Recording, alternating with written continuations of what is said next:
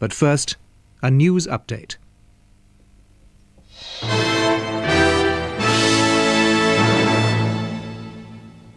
Good evening.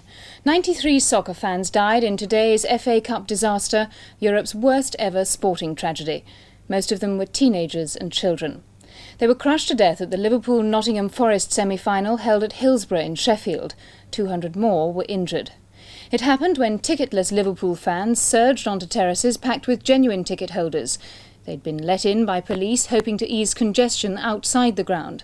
No crowd trouble had taken place. The Queen, in a message of sympathy to the bereaved and injured, said she was shocked and saddened at such terrible loss of life. Mrs Thatcher said she watched the disaster unfold on television with shock and disbelief. She's called for an urgent report. The opposition leader Neil Kinnock said the causes must be discovered and the lessons learned as quickly as possible.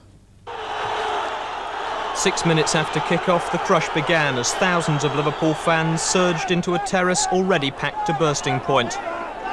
Police, alerted by the shouts, moved in to deal with what initially looked like an unpleasant but straightforward overcrowding problem. At first the game continued, but as increasing numbers of fans either collapsed at pitchside or were carried out by police, the growing seriousness of the situation dawned.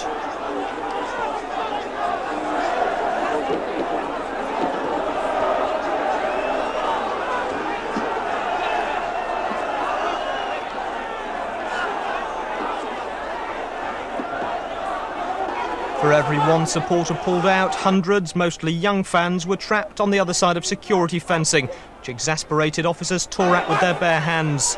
For some it clearly wasn't enough. Supporters who'd broken free, screaming at the police to get to those already too badly crushed to do anything for themselves.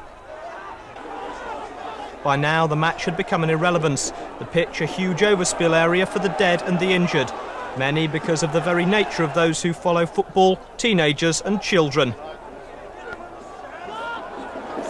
The BBC Match of the Day cameras, which had come to record an FA Cup semi-final, were now witnessing a major tragedy.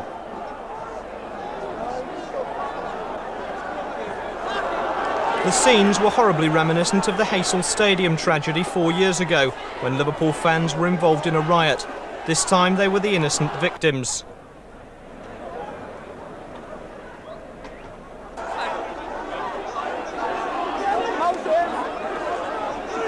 Ambulances moved into behind the goal area as fans became stretcher bearers for friends and strangers alike.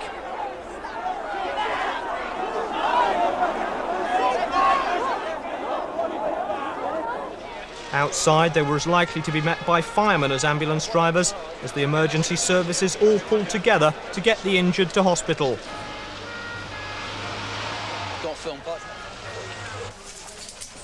Many of the 180 casualties were put straight into intensive care. Those lucky enough to walk away spoke of what they'd seen. People were just crushing, and there was a lad and his girlfriend, and they were just screaming. These words were, "Please God help me." And I believe the girl died. Her face was just blue. I seen people dead. I was there, and I was against the bar right at the front. And when I was at the bar at the front, there was people. There was a gentleman on my arm, and he said, "You're choking me, you're choking me," and he just fell. Yeah. He just literally fell, and that was the last of him. Back at Hillsborough, the empty terraces told of the sheer force of the crowd's surge. The faces of fans and police officers told their own stories.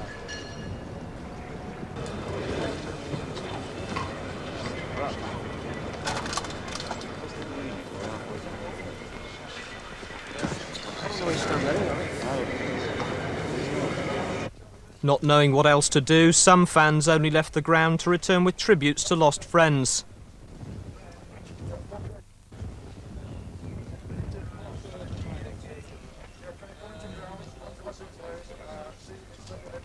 Tonight, the relentless flood of tragic stories continued to pour out from the mouths of survivors.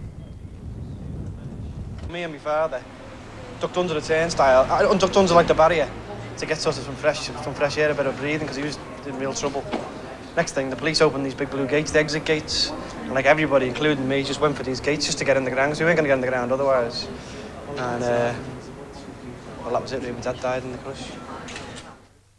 Hillsborough is long established as a venue for FA Cup semi-finals. This year, though, there was controversy some weeks before the game when Liverpool complained they were allocated 3,000 fewer tickets than Forest, and they were given the much smaller Leppings Lane end. That may prove to be the key factor in what went wrong, rather than any fault in the safety of the ground itself. I think there is absolutely nothing wrong with the safety element of the ground itself. It's tested every year under the Safety of Sports Ground Act, and the South Yorkshire Police are very well equipped to monitor and test the standards at the ground. Hillsborough's excellent safety record ended 6 minutes into the game. A 15-foot exit gate at the back of the stand was opened by a police officer. Some 2,000 supporters surged through into the already packed terracing. Thousands more at the front were crushed against the 7-foot-high fences. It was just a massive crush, all to get in this one turnstile. The police didn't really know what to do, so in the end there was a gate at the side. They just opened the gates to stop the crush and let everyone go in. They even absolutely got me full ticket here. I didn't go to a turnstile. The police are defending the decision to open the gate. I know that the decision was taken to open the gate. I know it was a considered decision on the basis of what could be seen. You know exactly why he took the decision? I know that he took it because there was danger. There were about 3,000 to 4,000 people outside the Leppings Lane stand. Considerable pressure was building up, and they perceived, not just he, but other officers perceived danger to life and injury to limb by allowing that situation to be unchecked. The inquiry will inevitably look at ticket allocation, crowd segregation and the policing of the ground. I think we have to be very, very concerned about a ticket allocation which gives a very well-supported club like Liverpool fewer tickets than a modestly supported club like Nottingham Forest. I'm sure that must have contributed to the large numbers of Liverpool fans who turned up without tickets, hoping to get into the game. Has this problem occurred before? I think if you look back, it's happened many times at football games, but I think one particular example is the 1986 FA Cup final, where Liverpool and Everton, two hugely supported clubs, were only allocated 50,000 tickets between them. Large numbers of fans turned up without tickets, and there could have been a serious public order problem had fans themselves not been so well behaved.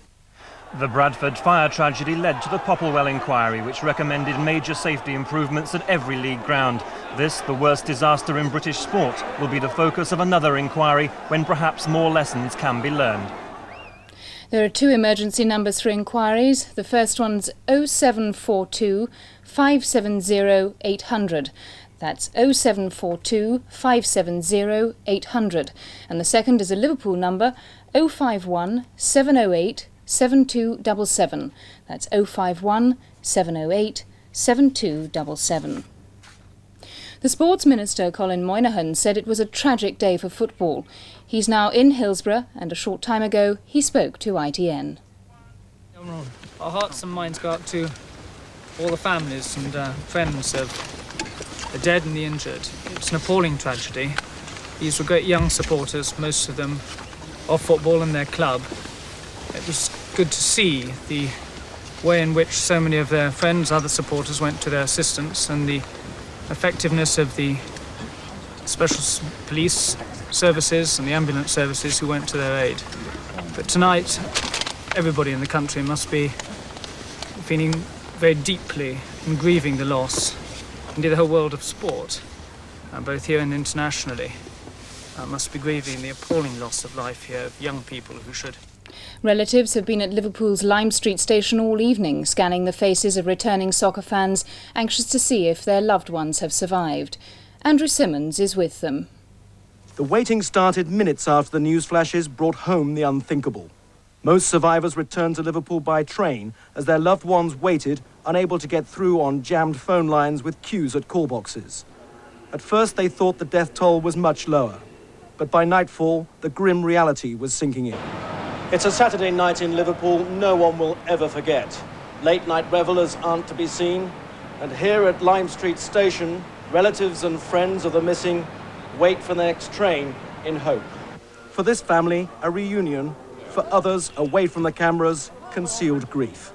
Church leaders in Liverpool are already preparing for special Sunday services, and the city's Catholic cathedral will hold Requiem Mass tomorrow night. Thought for a moment that they were showing once more the tragedy at Hillsborough. I could not believe it was happening again, even if the cause was quite different. Tonight, the wreaths are arriving at the Anfield Road ground with one simple verse among them. Bill Shankly will be glad to see you. Anfield Road will miss you. God bless. Andrew Simmons, ITN, Liverpool. At Anfield, the home of Liverpool Football Club, officials and supporters have been gathering in shock and sadness. Mark Webster is there. Mark.